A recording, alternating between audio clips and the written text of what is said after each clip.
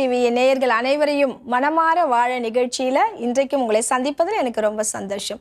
கடந்த சில வாரங்களாகவே நம்ம மனநலம் குன்றியவர்கள், மனநலம்னா எப்படி, அதை பற்றி நிறைய விஷயங்கள் கேட்டுகிட்டே வரோம். ஒவ்வொரு வாரமும் ஒவ்வொரு டாபிக் நம்ம பேசிட்டு வரோம்.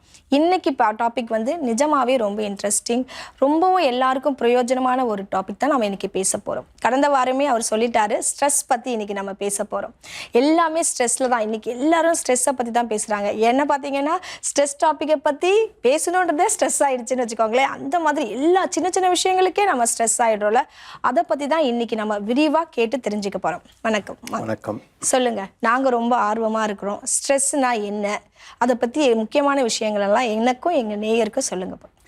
அதாவது ஸ்ட்ரெஸ் அப்படிங்கிறது என்ன ஒரு கான்செப்ட் அப்படின்னா, இன்னைக்கு 21st செஞ்சுரியில் எல்லாருமே பேசுகிற ஒரு டாபிக்.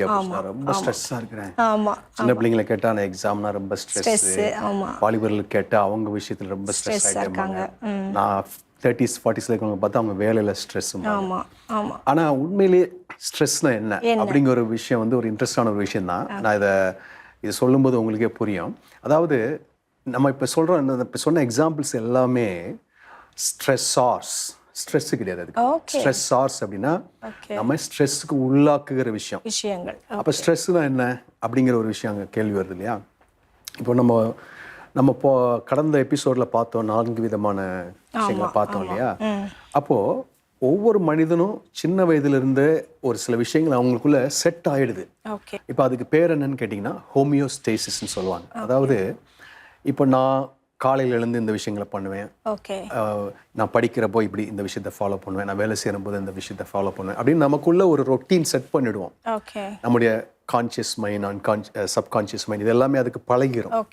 சரிங்களா? இப்போ சிலருக்கு காலையில் 5 மணிக்கு எழும்புறது ரொம்ப ஈஸி, ஏன்னா அவங்க பல வருஷமா அதை எழும்பியிருப்பாங்க. சிலருக்கு காலையில் 5 மணிக்கு எழும்புனா அது ஒரு பெரிய சவாலாக இருக்கும். ஏன்னா அவங்களுக்கு அது புது விஷயம், ஏன்னா அவங்க பழகலை, அவங்க ஹோமோஸ்டேசிஸ் அதுக்கு பழகலை. அப்போ அந்த அதாவது அந்த ஹோமியோசிஸ் சேஞ்ச் பண்ற ஒரு விஷயம் வருது பார்த்தீங்களா, ஸ்ட்ரெஸ். அப்போ ஒவ்வொரு மனிதனுக்கும் அந்த ஸ்ட்ரெஸ்ஸுங்கிற வித்தியாசப்படும். அதாவது ஒரு பிசிக்கலாகவும் இமோஷனலாகவும் ஒரு டிமாண்ட் நமக்கு வருது, அந்த சேஞ்சை எதிர்கொள்ற அந்த விஷயம் தான் ஸ்ட்ரெஸ்.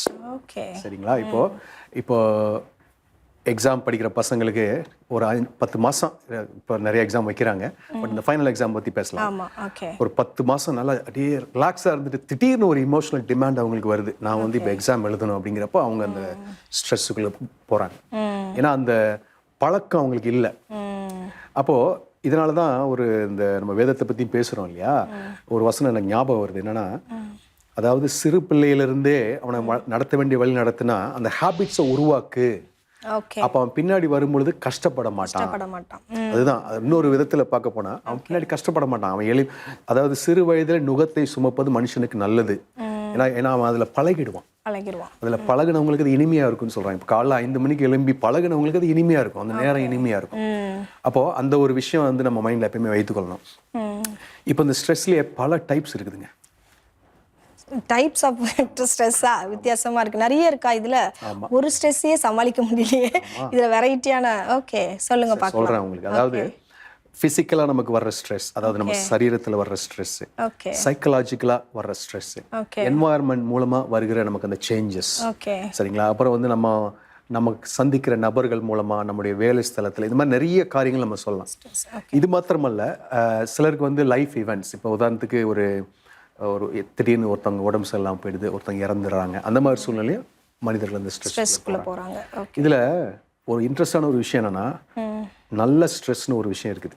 ஸ்ட்ரெஸ்ல நல்ல ஸ்ட்ரெஸ்னு ஒரு விஷயம் இருக்கு. என்ன அப்படின்னா, நம்ம எல்லாருக்குமே அது தேவை.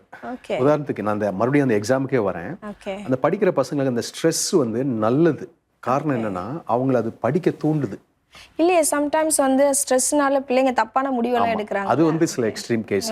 பட் ஜெனரலா ஸ்பீக்கிங் அந்த ஒரு ஸ்ட்ரெஸ் அவங்கள மோட்டிவேட் பண்ணுது. கரெக்ட், அது நல்ல வேர்டு. மோட்டிவேட் பண்ணுது அவங்கள இதை பண்றதுக்கு. நம்மள சில விஷயங்களை பார்த்தீங்கன்னா, ஒரே நாளில் நிறைய விஷயங்களை செய்யணுங்கிறப்போ நமக்கு அந்த லிட்டில் ஸ்ட்ரெஸ் இருக்கிறப்ப என்ன ஆகுனா வேகமாக செஞ்சு முடிக்கிறோம். அது இயற்கையாகவே நம்ம உடவுல நம்ம இருக்கிற விஷயம். அதை தாண்டி பேட் ஸ்ட்ரெஸ் நிறைய இருக்குது. அதை குறித்து தான் இன்றைக்கி நம்ம பேச போகிறோம். அதில் பார்த்தீங்கன்னா 3 கால சூழ்நிலைகள் சொல்லலாம். அதாவது அக்யூட்டாக சடனாக ஒரு விஷயம் நமக்கு நடக்குது, ஒரு லைஃப் ஈவெண்ட்ஸ் நடந்துருச்சு அப்படின்னா அந்த நேரத்தில் நடக்கிற ஒரு ஸ்ட்ரெஸ். அப்போ அதில் ஒரு மனுஷன் அதை கிராஸ் பண்ணுறதுக்கு சில மனிதருடைய உதவி, சில விஷயங்கள் அவங்களுக்கு கிடைக்குது. ரெண்டாவது, அந்த ஸ்ட்ரெஸ் அப்படி இன்னும் கொஞ்சம் தொடர்ந்து நீடிக்குதுன்னு வைங்க, ஒரு வாரமோ 2 வாரமோ இல்லை 4 வாரமோ நீடிக்குதுன்னு சொன்னால் அப்போ நம்ம உடலில் சில மாற்றங்கள் நடக்க ஆரம்பிக்கும். அப்போ வந்து சில தூக்கம் இல்லாமல் போகும், அந்த வயிற்றில் டிஸ்டர்பன்ஸ் உண்டாகும், அப்புறம் கான்ஸ்டிபேஷன், இந்த மாதிரி நிறைய தலைவலி இதெல்லாம் வர ஆரம்பிக்கும். ஏன்னா அது காரணம் என்னன்னா, இந்த பாடி வந்து அந்த ஸ்ட்ரெஸ்ஸுக்கு அடாப்ட் பண்ணுது, அப்படியே அட்ஜஸ்ட் ஆகுது. இல்லாட்டி அதை நம்ம பாடிக்கு அது சொல்லுது, இது எனக்கு பிடிக்கல, இது நமக்கு ரொம்ப டிஸ்டர்ப்டாக இருக்குன்னு. ஆனால் ஒரு மனிதன் அதை தொடர்ந்து அது சஸ்டெயினாக அப்படியே போய்கொண்டே இருக்கிறது என்னன்னா, அப்போதான் அந்த கிரானிக் ஸ்ட்ரெஸ் சொல்லுவாங்க. அப்போ நம்ம உடம்புல நேச்சுரலாகவே சில ரிசர்வ்ஸ் இருக்குது. அதாவது நம்ம சில விஷயங்களை தாங்குறதுக்கு, சில விஷயங்களை சமாளிப்பதற்கு. இந்த ஸ்ட்ரெஸ் லாங் டேர்மாக போகும்போது என்னன்னா, அந்த ரிசர்வ் எல்லாம் காலி ஆகிடும். அந்த சக்தி எல்லாம் காலியானதுக்கு அப்புறம் அப்போதான் ஒரு மனுஷன் அப்படியே டிப்ரெஷனுக்குள்ள போறது. ஏன்னா அது சார்ட் அவுட் ஆகல. இல்லாட்டி சிலருக்கு எப்படி அது காட்டும்னா, பிசிக்கலா பிளட் ப்ரெஷர் அதிகமாயிடும், வியாதிகள் வருது, கொலஸ்ட்ரால் அதிகமாயிடும், சில அந்த சிஸ்டமேட்டிக் ஃபங்க்ஷனே பாதிக்கப்படுது. இந்த மாதிரி நிறைய விதமான ஸ்ட்ரெஸ்ஸுகள் இருக்குது. இன்னொரு டைப் என்ன சொல்லுவாங்கன்னா, சில அன்ரியல் அப்ஜெக்ட், அதாவது ஒண்ணுமே இல்லாம இருக்கும், அதுக்கு பயப்படுவாங்க. அதுவுமே சிலருக்கு ஸ்ட்ரெஸ் கற்பனை பண்ணி. இப்போ ஒரு நீதிமொழிகள் இந்த புத்தகத்துல ஒரு வசனம் இருக்குது, என்னன்னா ஒருவனும் துரத்தாதிருந்தும் அவர்கள் ஓடி போவார்கள் அப்படின்னா, யாரோ துரத்துற மாதிரி அவங்களுக்கு ஒரு ஃபீலிங் இருக்கும். அப்படி நல்ல ஒரு வார்த்தை இருக்குது. அப்போ அந்த மாதிரி சிலர் இன்னைக்கு நிறைய ஜனங்கள் அதுல கஷ்டப்படுறாங்க. அதாவது திடீர்னு ஒரு ஸ்ட்ரெஸ், என்ன ஒண்ணுமே இருக்காது, ஆனா அவங்க அதாவது ஒரு காரணமே இல்லாம ஸ்ட்ரெஸ் ஆகுறவங்க, அப்படி ஒரு குரூப்பும் இருக்கு. இந்த ஸ்ட்ரெஸ்ல வந்து 3 ஸ்டேஜ் சொல்லுவாங்க. அந்த 3 ஸ்டேஜ் நான் உங்களுக்கு சொல்றேன். அது ஃபர்ஸ்ட் வந்து ஒரு மனுஷன் இந்த ஸ்ட்ரெஸ்ஸுக்குள்ள போகும்பொழுது, நான் லாஸ்ட் வீக் அதுக்கு முந்தின வாரமா சொன்னேன், ஃபைட் ஆர் ஃப்ளைட் அப்படின்னு சொல்லுவாங்க. அதாவது ஒன்று அதை ஃபேஸ் பண்ணி மேற்கொள்ளணும், அப்படி இல்லாட்டி ஓடுறது, அந்த ரெஸ்பான்ஸ். அப்போ நான் அந்த சொன்னேன் இல்லையா, அந்த தியரியில் ஒரு தியரி, அந்த சில டிரான்ஸ்மிட்டர்ஸ்லாம் உருவாகுது அப்படின்னு. அப்போ அந்த கார்டிசோல்னு சொல்லுவாங்க, அதுதான் ஒரு குறிப்பிட்ட ஹார்மோன். அது என்ன பண்ணும், சுரக்க ஆரம்பிச்சோன்னே நம்ம அந்த கை கால் எல்லாம் இந்த இடத்துல இருந்தெல்லாம் ரத்தம் ஓட்டம் போய் நேராக முக்கியமான உறுப்புகளுக்கு போக ஆரம்பிக்குது. காரணம் என்னன்னா, ஒன்று ஃபைட் பண்ணோம், இல்லாட்டி ஓடணும். அப்போ அந்த நேரத்தில் தான் மக்கள் வந்து என்ன பண்ணிடுவாங்கன்னா, நிறைய ஆக்சிடென்ட்ஸ் நடக்கும். சில இந்த டிரைவிங் டைமில் ஸ்ட்ரெஸ் ஆகிட்டாங்கன்னா ஆக்சிடென்ட்ஸ் அதனால தான் நடக்குது. அப்புறம் வந்து சில நிறைய மிஸ்டேக்ஸ் பண்ணுவாங்க, கான்சன்ட்ரேஷன் இருக்காது. ஏன்னா அங்கெல்லாம் பிளட் சப்ளை இல்லை. இந்த இடத்துல தான் முக்கியமான அந்த ஃபைட் ஆர் ஃபைட்டுன்னு அந்த ஹார்மோன் அடிக்கடி வந்துகிட்டே இருக்கிறதுனால அவங்க அந்த பிரச்சனைக்குள்ள போயிடுவாங்க. ஸோ இது வந்து அந்த இது. ரெண்டாவது வந்து அது ரிசால்வ் ஆகலைன்னா, நான் சொன்னேன் இல்லையா, அது மாதிரி அந்த சில பிரச்சனைகளுக்குள்ள அவங்க ரொம்ப கோத்ரூ பண்ணிட்டே இருப்பாங்க. அவங்களுக்கு அப்போ அந்த வியாதிகள் வரும்பொழுது அதை அவங்க சரியாக கவனிக்கலன்னு சொன்னாதான் அது அந்த முற்றின ஸ்டேஜுக்கு அது போயிடுது. ஓகே. இப்போ ஸ்ட்ரெஸ் வந்து ரொம்ப ரொம்ப முக்கியமானது, நம்மளோட லைஃப் ஸ்டைலே மாற்றிடுதுல்ல, நம்மளை முடக்கி போடுதுன்னு சொல்லலாம் ஸ்ட்ரெஸ். சரி, இவ்வளோ பெரிய ஸ்ட்ரெஸ்ஸு அதை எப்படி நம்ம ஹேண்டில் பண்ணுறது, அது வராமல் நம்ம எப்படி பார்த்துக்கிறது, வந்துருச்சு இப்போ எனக்கு ஸ்ட்ரெஸ் ஆகிட்டேன், நான் எப்படி அதுலேருந்து வெளியே வர்றது, அதை பற்றி எதனா சொல்கிறீங்களா? அது ரொம்ப முக்கியமான. அதுக்கு முன்னாடி இந்த ஸ்ட்ரெஸ் எப்படி பாதிக்குதுன்னு ஒரு விஷயம் இருக்கு, அதையும் நம்ம உங்களுக்கு சொல்லி ஆகணும். ஏன்னா அந்த கேள்வியை ஹோல்ட் பண்ணுங்க, நான் உங்களுக்கு சொல்கிறேன், அந்த கேள்வி பதில் சொல்கிறேன். இப்போ நம்ம பாடியில் பார்த்தீங்கன்னா ஒரு 10 முக்கியமான சிஸ்டம்ஸ் இருக்குது. இந்த 10 முக்கியமான சிஸ்டம் வந்து இப்போ நரம்பு மண்டலம், எலும்பு மண்டலம் அப்படி நிறைய சொல்லுவாங்க. இப்போ வந்து இந்த ஸ்ட்ரெஸ்ஸுங்கிறது நம்ம சாதாரணமாக எடுக்கிறோம்ல, ஆனால் இது எல்லா மண்டலத்தையுமே பாதிக்குது. ஒரு பெரிய வியாதி மாதிரி இருக்கு. ஏன்னா அது சாதாரணமாக சொல்லிடுவோம் ஸ்ட்ரெஸ் அப்படின்னு, ஆனால் பார்த்தீங்கன்னா அந்த ஸ்ட்ரெஸ்ஸுங்கிறது இருக்கிறதுலே மோசமான வியாதிங்கிற மாதிரி நமக்கு தோணும் மனநலத்தை பொறுத்த மட்டும். ஏன்னா அது எல்லாத்துக்கும் பின்னாடி ஒரு ஹைடிங் ஃபேக்டர் மாதிரி இருக்குது. இப்போ பார்த்தீங்கன்னா நீங்கள் பொதுவாக ஸ்ட்ரெஸ் ஆகிறவங்க என்ன பண்ணுவாங்கன்னா, அவங்களுக்கு வயிற்று பிரச்சனை வரும். ஸ்ட்ரெஸ் ரொம்ப ஆகி ஒரு மாதிரி அல்சர் மாதிரி ஃபார்ம் ஆகிடும், இல்லாட்டி இப்படி எதுக்கழிச்சு வருதுன்னு சொல்லுவாங்க, அதாவது ரிஃப்ளெக்ஸ் டிசீஸ். இதெல்லாம் ஸ்ட்ரெஸ்ஸோட அறிகுறிகள். இப்போ யாருக்குன்னா இந்த மாதிரி பிரச்சனை இருந்தால் அதை கெஸ் பண்ணி பார்க்கணும், அனலைஸ் பண்ணி பார்க்கணும். அதான் சொன்னேன், நம்ம ஃபர்ஸ்ட் அவேர்னஸ் கொடுக்குறோம். அவேர்னஸ் கொடுத்து அதை அண்டர்ஸ்டாண்ட் பண்ண வைக்கிறோம். அண்டர்ஸ்டாண்ட் பண்ண வச்சதுக்கு அப்புறம் தான் அதுக்கு ஸ்டெப்ஸ் நம்ம கொடுக்க முடியும் இல்லையா. அப்போ அந்த டைஜஸ்டிவ் ப்ராப்ளம் நிறைய வர ஆரம்பிக்கும், கான்ஸ்டிபேஷன் வர ஆரம்பிக்கும், அப்புறம் பசியின்மை, அந்த மாதிரி நிறைய வரும். நம்ம அதை ஹெட்லேருந்து ஃபுட் வரைக்கும் பார்த்தோன்னு சொன்னால் அந்த தூக்கம் ரொம்ப அதிகமாக பாதிக்கும். அவங்களுக்கு வந்து சிலர் 20 வயசு 30 வயசுல பார்த்தீங்கன்னா தூங்க முடியாமல் கஷ்டப்படுவாங்க. ஏன் அப்படின்னா அதுக்கு மூல காரணம் இந்த ஸ்ட்ரெஸ்ஸாக இருக்கும். ஏதோ ஒரு விஷயத்தில் அவங்க ஸ்ட்ரெஸ் ஆகிருக்கிறாங்க.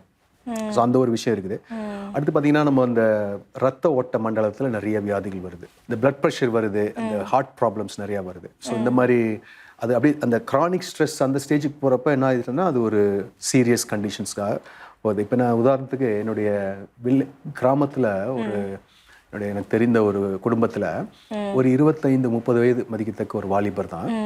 அவர் வந்து மருமகள் மாமியார் சண்டையில் ரொம்ப ஸ்ட்ரெஸ் ஆகிட்டார். ஓகே. வீட்டில் சமாதானமே இல்லை. ஓகே. அவர் வேலைக்கு அவர் ரொம்ப சாந்தமான தம்பி. ஓகே. மற்ற வாலிபர் கூட்டத்தில் அந்த தம்பிக்கு வித்தியாசமாக தெரிய வர, ஏன்னா ரொம்ப சாந்தமான தம்பி. ஆனால் குடும்பத்துக்கு உள்ள பயங்கர ஸ்ட்ரெஸ். அப்படி ரொம்ப ஸ்ட்ரெஸ் ஆகி என்ன ஆகி போச்சுன்னா கடைசியில் அவருக்கு ஹார்ட் ப்ராப்ளமே வந்துடுச்சு. ஹார்ட் அட்டாக் வந்து அன்ஃபார்ச்சுனேட்டாக இறந்து போயிட்டார். ஸோ அதெல்லாம் யோசிக்கும் பொழுது அவருக்கு மூல காரணம் அப்படின்னு பேக்கில் போய் பார்த்தா அது ஸ்ட்ரெஸ். ஸோ அந்த மாதிரி நிறைய இருக்குது. ரெண்டாவது நமக்கு இந்த இம்யூன் சிஸ்டம் சொல்லுவாங்க இல்லையா, நம்மளுடைய நோய் எதிர்ப்பு சக்தி, அதை வந்து அது முடக்கிடுது. அப்போ பாருங்க எந்த அளவுக்கு பாருங்க, WBCன்னு சொல்லுவாங்க, ஒயிட் பிளட் செல்ஸ், அதையே கம்மி பண்ணிடுது.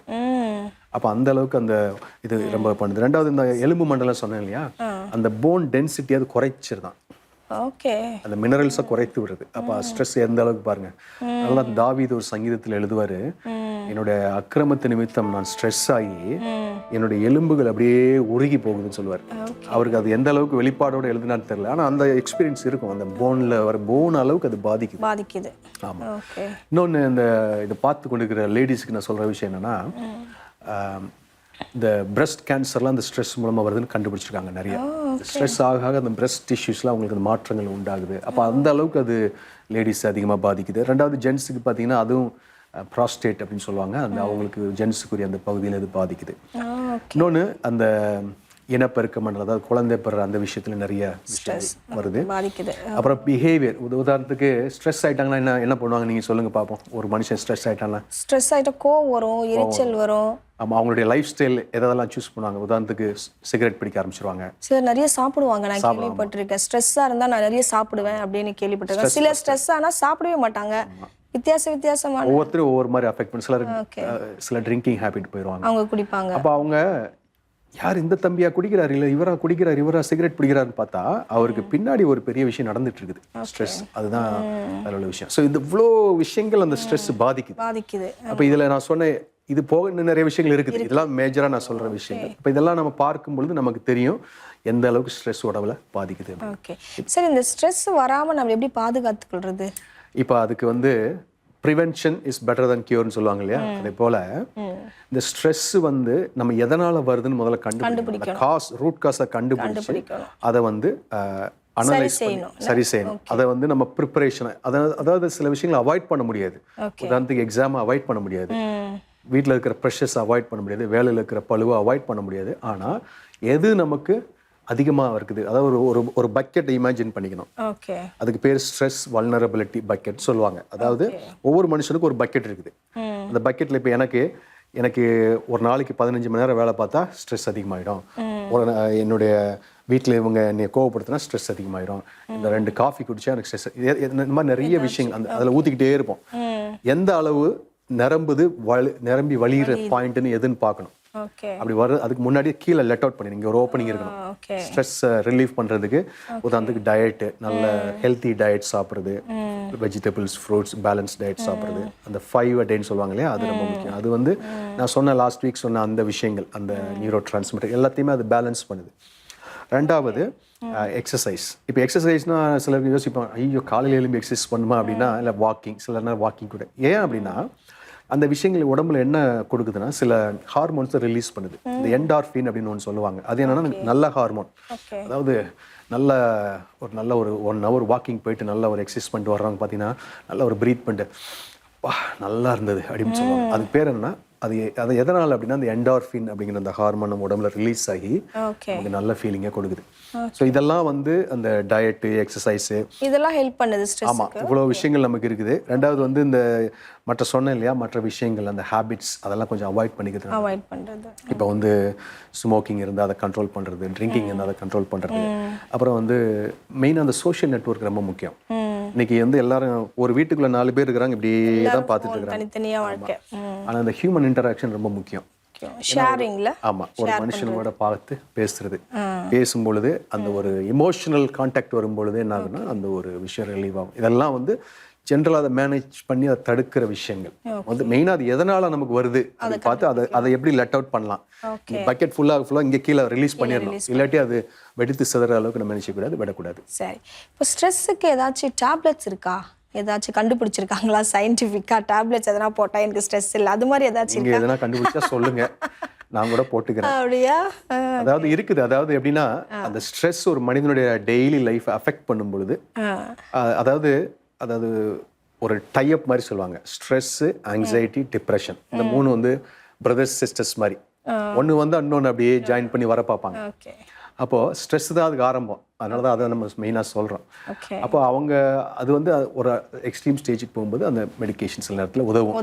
ஏன்னா நான் சொன்ன மாதிரி இந்த நியூரோ டிரான்ஸ்மிட்டர்ஸ் அதெல்லாம் பேலன்ஸ் பண்ணுறதுக்கு உதவுது. ஆனால் நிறைய மெயினாக வந்து ஒவ்வொருத்தருக்கும் ஒவ்வொரு ஸ்ட்ரெஸ் பஸ்டர்ஸ் இருக்கும். சிலருக்கு மியூசிக் கேட்டால் ரொம்ப ரிலீவ் ஆகிடுவாங்க. சிலருக்கு இந்த பெட்ஸு, ஆமாம், சிலருக்கு இந்த குட்டி நாயையோ இல்லை ஒரு கிளியோ தடவி கொடுத்தாங்கன்னா அந்த ஸ்ட்ரெஸ் அப்படியே ரிலீவ் ஆயிடுவாங்க. இப்போ நிறைய இந்த பிஸ்னஸ் பண்ணுறவங்களாம் பார்த்தீங்கன்னா அதெல்லாம் அவங்க யூஸ் பண்ணுவாங்க. அதெல்லாம் அவங்களுக்கு சிலருக்கு வாக்கிங், சிலருக்கு வந்து எதனா ஒரு வாட்ச் பண்ணுறது, சிலருக்கு வந்து இந்த எதனா ஒரு பிளேஸை விசிட் பண்ணுறது, நேச்சர், அதெல்லாமே உங்களுக்கு நல்ல ஒரு விஷயங்கள் தான். ஓகே, ரொம்ப சந்தோஷம். நிறைய பேசிட்டோம் இன்னைக்கு இல்லை ஸ்ட்ரெஸ்ஸை பற்றி. சரி, பைபிள் என்ன சொல்லுது? இன்னும் ஏதாச்சும் விளக்கமாக எங்களுக்கு சொல்லுவீங்களா? ஒவ்வொரு வாரமும் நீங்கள் வந்து வேதாகமத்தோட கனெக்ட் பண்ணி சொல்கிறீங்க, அது நேயர்களுக்கு பிரயோஜனமாக இருக்கும்.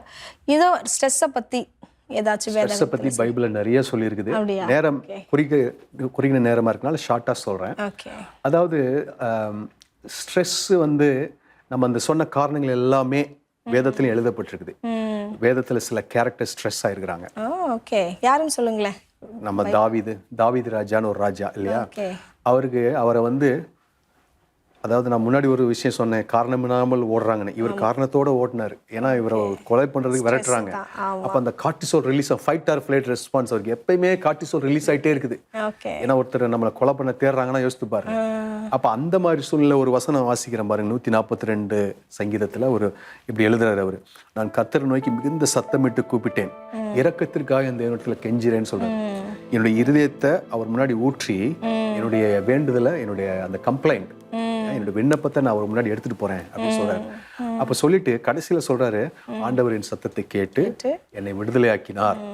அப்ப ஏன் அந்த அவருடைய வாழ்க்கையில இருந்து அதிகமான ஸ்ட்ரெஸ் இருந்தா கூட அவர் செய்த அந்த காரியம் என்னன்னா பிரைசிங் காட். அதாவது சிலருக்கு ஸ்ட்ரெஸ் பஸ்டர் வந்து இந்த மாதிரி சொன்னேன் இல்லையா நிறைய விஷயங்கள். வேதம் காட்டுற ஒரு வழி என்ன அப்படின்னா, நல்லா துதிக்கணும். நல்லா ஆண்டோடைய மகத்துவங்களை சொல்லி துதிக்க என்ன ஆகுமா, நான் சொன்னேன் இல்லையா போன வாரத்தில் சொன்னேன், இந்த எப்படி இந்த ஃபெய்த் வந்து உள்ளுக்குள்ள நியூ சர்க்கியூட்டை டெவலப் பண்ணுது அப்படின்னு சொல்லி. அது எல்லாம் உள்ள சில விஷயங்கள் அறிவியல் பூர்வமாவே நடக்குது. நல்லா துதி சத்தத்தை ஏறெடுக்க என்ன ஆகுமா, நம்முடைய நரம்பு மண்டலம், அந்த சிந்தனை மண்டலத்துல அது ஒரு புதிய சர்க்கியூட்டை உண்டு பண்ணி புதிய எனர்ஜி உருவாகுது. இந்த ஸ்ட்ரெஸ் அப்படியே ரிலீவ் காணாம போயிடுது. ஒரு வசனம் இருக்குது, மலை போல எனக்கு துன்பம் வரும் பொழுது அதை அப்படி பனி போல அப்படி உருக செய்திருவார். அப்ப அந்த துதிக்க அந்த விஷயங்கள் நடக்குது. அதை தான் தாவீது வாழ்க்கையில் நம்ம கற்றுக்கொள்றோம். இன்னொருத்தர் என்னன்னா, நமக்கு எல்லாருக்கும் ஒருவேளை தெரியாத சிலருக்காக சொல்றேன், யோபு அப்படிங்கிற ஒரு பக்தர் இருந்தார். அந்த யோபு பக்தருக்கு வந்த பிரச்சனைகள் உங்களுக்கு தெரியும். ஒரே நாள்ல அவருடைய சொத்து பத்து எல்லாம் போயிடுச்சு, அவருடைய பிள்ளைகள் எல்லாம் இறந்துட்டாங்க, அவருடைய உடம்புல எல்லாம் பெரிய ஸ்ட்ரெஸ். அதை விட ஸ்ட்ரெஸ் நம்ம யாரும் ஆக முடியாது. அந்த அளவுக்கு ஸ்ட்ரெஸ் ஆகி அவர் வந்து ரொம்ப இது பண்ணாரு. அப்புறம் மோசே, அவருக்கு வந்த ஸ்ட்ரெஸ் என்ன அப்படின்னா, லீடர்ஷிப்னால வந்த ஜனங்களை கொண்டு போய் சேர்க்கணும். பெரிய அதை எப்படி நீங்க ஒப்பிட்டு பார்க்கலாம்னா, ஒரு பெரிய டாஸ்க் செய்யணும், ஒரு பெரிய விஷயம், நிறைய பேரை நடத்தணும். அப்படிங்கிறப்ப அது அவருக்கு ஸ்ட்ரெஸ் ஆயிடுச்சு. ஆண்டவர்கிட்ட போய் கம்ப்ளைண்ட் பண்றாரு, ஆண்டவரே எனக்கு ரொம்ப ஸ்ட்ரெஸ் ஆகுது, என்னால முடியல, எனக்கு எதாவது பண்ணுங்க. அப்பதான் ஆண்டு பாக்குறது, ஆமா எனக்கு தெரியும் 30 லட்சம் பேரை நடத்தனா உனக்கு இவ்வளவு ஸ்ட்ரெஸ் ஆகும். அதனால என்ன பண்றாருன்னா, எக்ஸ்ட்ரா ஒரு 70 பேரை சப்போர்ட் கொடுக்குறாரு. அப்ப அதெல்லாம் முக்கியம் பாருங்க.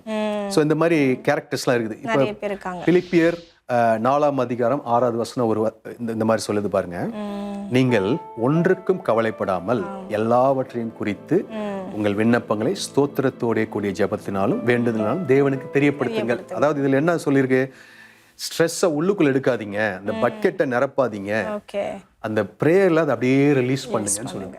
ரொம்ப சிம்பிளான ஒரு விஷயம் இந்த வசனத்தை அந்த மாதிரி.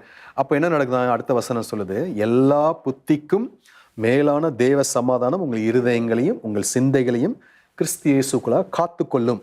ஓகே. அப்ப பாருங்க, அந்த நம்ம அதை ரிலீஸ் பண்ணிட்டு நம்ம அந்த உங்ககிட்ட விட்டுறேன், ஸ்ட்ரெஸ் உங்ககிட்ட விட்டுறேன்னு சொல்லும் போது என்ன ஆகுதுன்னா அது அப்படியே ரிலீஸ் ஆகுது. இப்போ நம்ம எல்லாரும் நம்ம தாய்மார்களுக்கெல்லாம் தெரியும், இந்த கிரைண்டர் மாவு அரைப்போம் இல்லையா, மாவு அரைச்சிட்டு அந்த கிரைண்டரை தூக்குவோம், ஹெவியா இருக்கும்.